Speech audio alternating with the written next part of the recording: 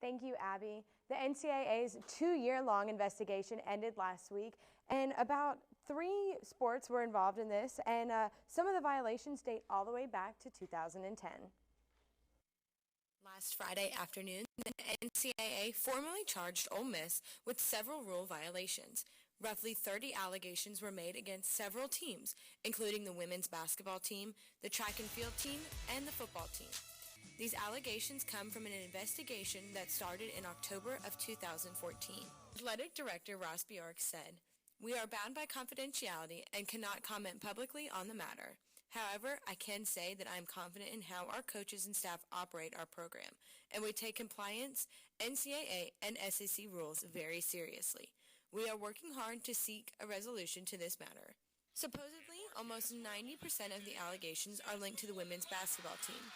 In 2012, Bjork fired Adrian Wiggins, who was then the head coach of the women's basketball team when these allegations arose.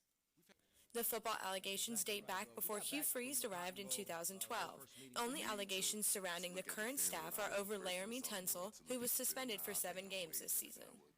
Ole Miss has 90 days to respond to these allegations, and then the case will either be resolved by summary disposition or be heard by the Committee on Infractions at a hearing.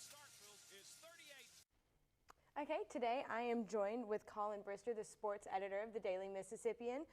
Thank you for joining us. Good, I'm glad to be here. And so my first question for you is, how serious are these violations, and what sort of penalties does the Ole Miss Athletic Department face with these allegations?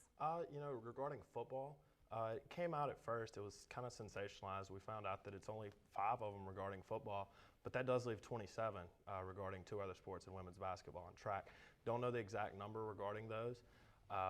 It could not be good for one or both of those. But as far as football, there's only 5, and supposedly they're only secondary. And if that's the case, they're not in too much trouble. But the other sports, you just don't know right now. And this weekend was a big recruiting weekend for everything, or for football. How do you think that Ole Miss addressed those allegations? Well, I don't think that the recruits that they had were in the blind. I think maybe that they let them know, hey, this could be coming. I don't think this hurt at all. If anything, I'm not going to say it helped, but I think it kind of brought them together more than anything. But I don't think, as far as the recruiting weekend, this hurt at all. And lastly, this isn't the first time over the years that Ole Miss has been in trouble with the NCAA. What do you think could be done preventatively in future by Ross Bjork or any of the teams? Well, the people that have gotten in trouble with the NCAA aren't here anymore.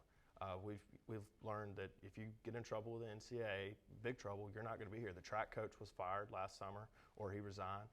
Adrian Wiggins in the 2012-2013 women's basketball season was fired before he even coached a game. So I think that's what you have to do. If you're going to get in trouble majorly with the NCAA, you're going to go under Ross Bjork.